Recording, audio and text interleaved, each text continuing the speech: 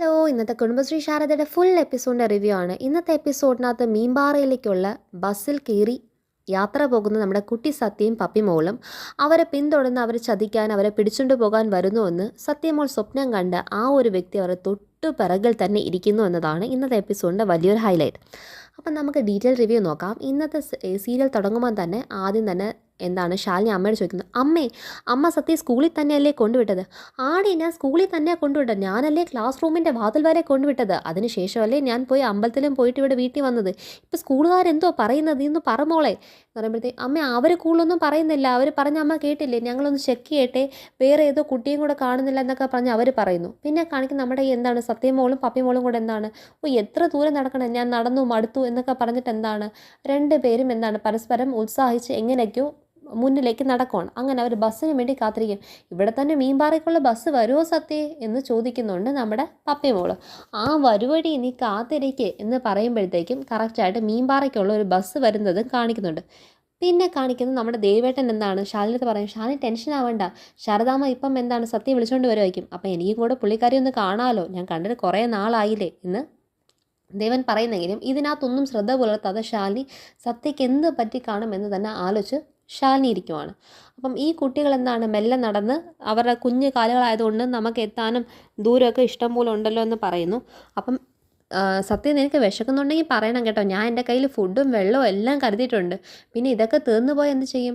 അപ്പോഴേ സത്യം ചോദിക്കുന്നുണ്ട്, ഇപ്പോഴേ എല്ലാം കുടിച്ചു തീർക്കണ്ട, അവിടം വരെ എത്തിയിട്ട് തിരിച്ച് വരാനുള്ളതല്ലേ, അപ്പോഴത്തേക്കും നമുക്ക് അന്നേരം വരെ കുടിച്ചു തീർക്കാനായിട്ട് വെള്ളവും ഭക്ഷണമൊക്കെ വേണ്ടേ, അതുകൊണ്ട് അതൊക്കെ നിൻ്റെ കയ്യിലിരിക്കട്ടെ, നമുക്ക് നന്നായിട്ട് വിശക്കുമ്പോൾ മാത്രം കഴിക്കാമെന്ന് പറഞ്ഞ് ഭയങ്കര കാര്യഗൗരവത്തിൽ തന്നെയാണ്. നമ്മൾ ട്രിപ്പ് പോലും ഇത്ര രസത്തിൽ പ്ലാൻ ചെയ്യത്തില്ല, അവർ വളരെ കാര്യഗൗരവമായിട്ട് പ്ലാൻ ചെയ്യുവാണ്. പിന്നെ നീ വിഷമിക്കേണ്ട, എൻ്റെ കയ്യിൽ പൈസ ഉണ്ട് എന്ന് പറഞ്ഞ് പൈസ ഉണ്ടല്ലോ, അപ്പം പിന്നെ നമുക്ക് എന്ത് വേണമെങ്കിലും മേടിച്ച് തിന്നാലോ എന്ന് പറഞ്ഞ് പപ്പി പറയുമ്പോൾ, അങ്ങനൊന്നും മേടിച്ച് കഴിക്കാൻ പറ്റില്ല, നമുക്കറിയത്തില്ല ബസ്സിന് എത്ര രൂപ ആകുമെന്ന് അറിയത്തില്ല, നമുക്ക് പോയിട്ട് തിരിച്ച് വരാനാണ്, അപ്പോൾ അത്രയും രൂപയ്ക്ക് എത്ര വരും എന്നറിയാത്ത കൊണ്ട് കാശ് വെറുതെ എടുത്ത് ചിലവാക്കാൻ പാടില്ല, അതുകൊണ്ട് കാശ് നമ്മുടെ കൈ ഇരിക്കട്ടെ. അത് ശരിയാണല്ലോ, നമ്മൾ സ്കൂൾ വിടുന്ന സമയമാകുമ്പോൾ തിരിച്ചെത്തത്തില്ലേടി? എത്തൂന്നേ, നീ അത് പേടിക്കണ്ട, നമ്മൾ സ്കൂൾ വിടുന്ന സമയത്തിന് മുന്നേ തന്നെ അവിടെ എത്തും എന്നിവർ പറഞ്ഞുകൊണ്ടിരിക്കുമ്പോൾ പിന്നെ കാണിക്കുന്നത് സത്യഭാമയ്ക്ക് കോൾ വരുന്നതായിട്ട്. സ്കൂളിൽ നിന്നാണ് കോൾ വരുന്നത്. അതായത് നമ്മുടെ പപ്പിമോളെ കാണുന്നില്ല എന്ന് സ്കൂളുകാർ അവിടെയും വിളിച്ച് അറിയിപ്പിച്ചു. ഇതിൻ്റെ ടെൻഷനകത്ത് കാണുന്നില്ലാന്നോ, എൻ്റെ കൊച്ചിനെ കാണുന്നില്ല എന്തോ പറയുന്നത് പറഞ്ഞിട്ട് സത്യഭാമ ഭയങ്കര സങ്കടപ്പെട്ട് ഭയങ്കര വിഷമിച്ച് ടെൻഷനായിട്ട് അവിടെ അങ്ങ് കസേര ഇരിക്കുമ്പോഴേ രാഘവൻ കാണുന്നില്ലാന്നോ, നീ കൂടുതൽ അഭിനയിക്കല്ലേ ബാമേ, നിൻ്റെ സങ്കടമൊക്കെ വെറുതെ അഭിനയമാണ്, നിനക്ക് അങ്ങനെ ഉണ്ടാകും, എങ്ങനെ കാണാതെ പോകും, കുഞ്ഞിൻ്റെ മനസ്സ് ഇത്രമാത്രം നീ വിഷമിപ്പിച്ചാലേ ഞാൻ അപ്പോഴേ വിചാരിച്ചില്ല, നീ ഇങ്ങനെ കുഞ്ഞിനെ വിഷമിപ്പിച്ചപ്പോഴേ ഞാൻ വിചാരിച്ചു കൊച്ചു എന്തെങ്കിലുമൊക്കെ ചെയ്യുമെന്ന്, നീ കാണിക്കുന്നത് എൻ്റെ ഓരോ ഭവിഷ്യത്താണ്, എന്നിട്ട് ഇപ്പോൾ ഇരുന്ന് നീ കരഞ്ഞ് അഭിനയിക്കുന്നു, ഇതൊക്കെ നിൻ്റെ വെറും അഭിനയമാണ് ബാമേ, നിനക്ക് സത്യസന്ധമായ സ്നേഹമൊന്നും ആരോടുമില്ല, നിനക്ക് നിന്നെ മാത്രം സ്നേഹിക്കുക, നീ പറയുന്ന ചിന്തകളും നിൻ്റെ ചിട്ടകളും മാത്രം നടത്തുക, അതിനു വേണ്ടി മാത്രമല്ലേ ഭാമ ഇരിക്കുന്നത്, അല്ലാതെ വേറെ എന്തുവാ രാഘവേട്ട പറയുന്നത്, എനിക്ക് കുഞ്ഞിനോട് സ്നേഹമില്ല എന്നാണോ നിങ്ങൾ പറയുന്നത്, എനിക്ക് അവളോട് സ്നേഹമാണ്. ഞാൻ കുറേ കണ്ടതാ, അവൾ നല്ല ചെയ്തിട്ടും പിള്ളേർ നേരായ കാര്യങ്ങൾ ചെയ്യുമ്പോൾ അവർ തെറ്റായ കാര്യം ചെയ്യുന്ന പറഞ്ഞാൽ നീ സ്ഥാപിക്കുമ്പോൾ അവരിനി തെറ്റിച്ചെന്ന് ചാടത്തില്ലെന്ന് ആര് കണ്ട്, അവരെ കൊണ്ട് ഇങ്ങനെ ചെയ്യിപ്പിച്ച് തന്നെ നീ തന്നെയാണ് എന്നൊക്കെ പറഞ്ഞ് രാഘവേട്ടൻ കുറ്റം പറയുമ്പോഴാണ് നേരെ വിഷ്ണുവും അതുപോലെ തന്നെ നമ്മുടെ ശ്യാമയും രോഹിത്തും എല്ലാം വരുന്നത്.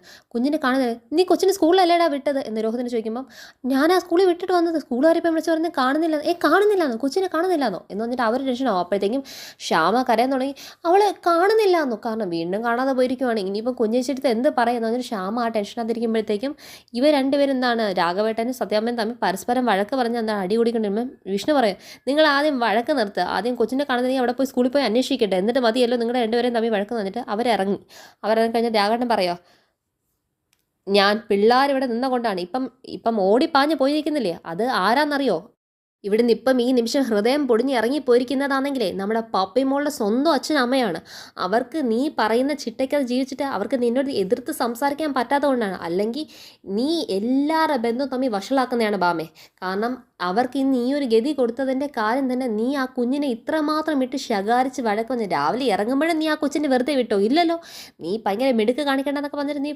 കൂടുതൽ പറഞ്ഞു, ഞാൻ എന്നെ കൊണ്ടൊന്നും പറയിപ്പിക്കില്ല ബാമേ, ഇത്രയും തന്നെ പിള്ളേർ എന്നുകൊണ്ട് ഞാൻ നിൻ്റെ അടുത്ത് ഇത്രയൊന്നും പറയാതിരുന്നതാ, പിള്ളേ താൻ എന്നെ പിടിച്ച് അങ്ങോട്ടേക്ക് റൂമിലേക്ക് ആക്കി, എനിക്ക് ഇവളുടെ മോന്ത കണ്ടുകൊണ്ടിരുന്നു കഴിഞ്ഞാൽ എനിക്ക് ദേഷ്യം വരത്തേ ഉള്ളൂ. അപ്പോഴത്തേക്കും രാഘവേട്ടാ എന്ന് പറഞ്ഞിട്ട് സത്യാമ്മ അവിടെ കരഞ്ഞുകൊണ്ടങ്ങ് ഇരിക്കുവാണ്, എന്താ ചെയ്യണമെന്ന് ഒരു ടെൻഷനകത്ത് ഇരിക്കുമ്പോഴത്തേക്കും ഇവരങ്ങ് സ്കൂളിലേക്ക് എത്തിക്കഴിഞ്ഞു. അപ്പോഴത്തേക്കും നമ്മുടെ എന്താണ് ശാലിനിയുടെ അമ്മയായ ശാരദാമ്മയും കൂടെ തന്നെ സ്കൂളിൽ എത്തി. ശാരദാമ്മ അവിടെ സ്കൂളിൽ ചോദിക്കാൻ കയറുന്നതിന് മുന്നേ തന്നെ സംഭവിക്കുന്ന ഒരു കാര്യം എന്ന് പറയുമ്പോഴത്തേക്കും ഈ പറയുന്ന സ്കൂളിൻ്റെ പ്രിൻസിപ്പലിൻ്റെ അടുത്ത് തന്നെ എന്താണ് രോഹിത്തും ശ്യാമയും വിഷ്ണു എല്ലാവരും കൂടെ നിൽക്കുന്നുണ്ട്. ഇത് കണ്ടിട്ട് എന്താണെന്ന് ചോദിക്കാൻ പറ്റില്ല. അപ്പോൾ അവർ പറയുന്നത് എന്തൊക്കെയാണെന്ന് കേൾക്കുന്നു. അപ്പോൾ സെക്യൂരിറ്റി വന്നു. സെക്യൂരിറ്റി ചോദിക്കുന്നുണ്ട്, തനിക്ക് ഈ പിള്ളേരെ താൻ കണ്ടല്ലേ? മാഡം ഞാൻ രാവിലെ കണ്ടതാണ് ഇവിടെ നിൽക്കുന്നത്, പിന്നെ അതിനുശേഷം അവരെ കണ്ടിട്ടില്ല. അപ്പം പിന്നെ ഇവർ സ്കൂളിൽ വന്നിട്ട് പോയിരിക്കുവാണ്, എന്താണെന്നൊന്നും നമുക്കറിയത്തില്ല സാർ. അപ്പം ഇവർ പറയുന്നു അതിൻ്റെ കൂടെ തന്നെ എന്താണ് സത്യം എന്നൊരു കുട്ടീനെ മിസ്സിങ് ആണെന്നൊക്കെ പറയുമ്പോഴത്തേക്കും രോഹിത് എന്താണ് അവിടെ കിടന്ന് ബഹളം ഉണ്ടാക്കി. എല്ലാത്തിൻ്റെ കാരണം നമ്മുടെ സത്യ തന്നെയാണ്. സത്യമാണ് ഈ കുഞ്ഞിനെ എന്താണ് പറഞ്ഞ് പ്രലോഭിച്ച് കൊണ്ടുപോയിരിക്കുന്നത്. ഇനി ഇതിൻ്റെ പിറകിൽ സത്യയുടെ പാരൻസ് ഒക്കെ ഉണ്ടോ എന്നൊക്കെ ഉള്ള രീതിക്കകത്ത് അങ്ങനെ ചോദ്യം കാര്യങ്ങളൊക്കെ ആയിട്ട് ഭയങ്കര ഡിസ്കഷനകത്ത് പോവാണ്. അപ്പോൾ അവരോട് സംസാരിച്ചിരിക്കുമ്പം പ്രിൻസിപ്പൽ മാറി എന്നിട്ട് വാച്ച്മാൻ, താൻ എന്തോ നോക്കാനോ തന്നെ ഇവിടെ ഞാൻ ജോലിക്ക് നിർത്തിയിരിക്കുന്നത്, കുട്ടികളെ കണ്ട് പിന്നെ തനിക്കൊരു ഫോൺ വന്നു പോലും താൻ പോയിന്ന് പോലും ഇതൊന്നും ശ്രദ്ധിക്കാൻ പറ്റില്ലെങ്കിൽ പിന്നെ എന്തിനാണോ ജോലിക്ക് വരുന്നത് എന്ന് വാച്ച്മാൻ്റെ ഇതൊക്കെ വഴക്ക് പറയുവാണ് സ്കൂൾ പ്രിൻസിപ്പൽ. അപ്പോൾ ഇവർ സംസാരിക്കുന്നത് മാറി നിന്ന് ശാരദാമ്മ കേട്ടിട്ട്, ഹലോ മോളെ എന്ന് പറഞ്ഞിട്ട് ശാലിനി വിളിച്ചു പറയാം, എന്താ അമ്മേ സത്യയെ കണ്ടോ? ഇല്ലടി കണ്ടില്ല, സത്യയെ കാണുന്നില്ല. സത്യം മാത്രമല്ല കാണുന്നത്, പിന്നെ പിന്നെ അത് പിന്നെ സത്യയുടെ കൂടെ തന്നെ പപ്പീനെയും കാണുന്നില്ലടി, രണ്ടുപേരെയും കാണുന്നില്ല എന്ന് പറഞ്ഞിട്ടുണ്ട്. അമ്മ സ്കൂളുകാരുടെ സംസാരിച്ചോ? എനിക്ക് സംസാരിക്കാൻ പറ്റിയില്ലടി, ഇവിടെ വിഷ്ണുമോനും എല്ലാം നിൽപ്പുണ്ട്, കണ്ടു കഴിഞ്ഞാൽ തീർന്നില്ലേ, അതുകൊണ്ട് ഞാനിവിടെ മാറി നിന്ന് അവരോട് സംസാരിക്കുന്നത് കേട്ടാ. അതിനേക്കാളൊക്കെ വലിയൊരു പ്രശ്നം എന്താണെന്ന് വെച്ച് കഴിഞ്ഞാൽ രോഹിത് കടന്ന് ഇവിടെ കയറ് പൊട്ടിക്കൊണ്ട് സത്യയുടെ പാരൻസിനെ വിളിച്ച് വരുത്തി അവരെ കണ്ടേ പറ്റത്തുള്ളൂ എന്നിട്ട് ഭയങ്കര വഴക്കിൻ്റെ നിൽക്കുമോ. എന്ത് ചെയ്യാൻ പറ്റുമെന്ന് അറിയത്തില്ല. അയ്യോ എന്തുവാന്ന് അറിയത്തില്ല ശാലിനി, ഒരു വിവരവും കിട്ടുന്നില്ലല്ലോ. ഇപ്പോൾ എനിക്ക് അവർ നിൽക്കുന്നതുകൊണ്ട് വിഷ്ണുമോനൊക്കെ അങ്ങ് കലിതുള്ളി നിൽക്കുവാണേ.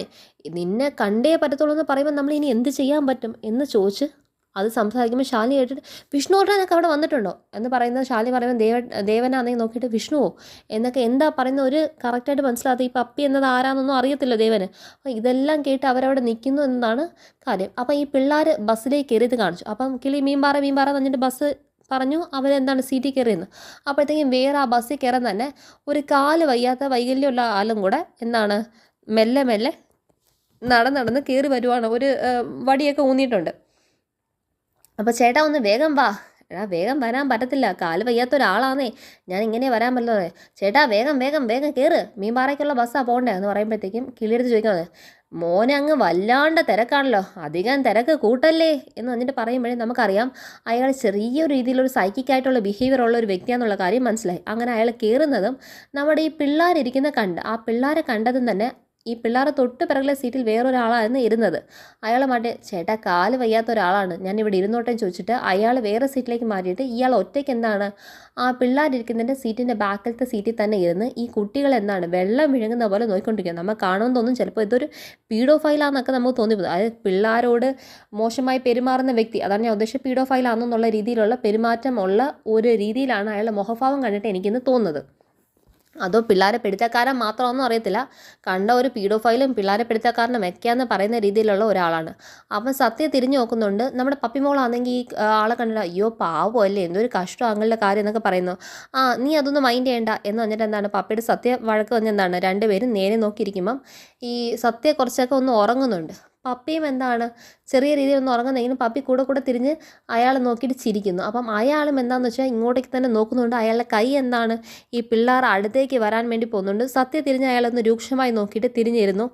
അങ്ങനെ അത് തന്നെയാണ് ആ പ്രസൻസിനകത്ത് അയാളുടെ ഒരു പ്രവണത എല്ലാം കാണിക്കുന്നത്.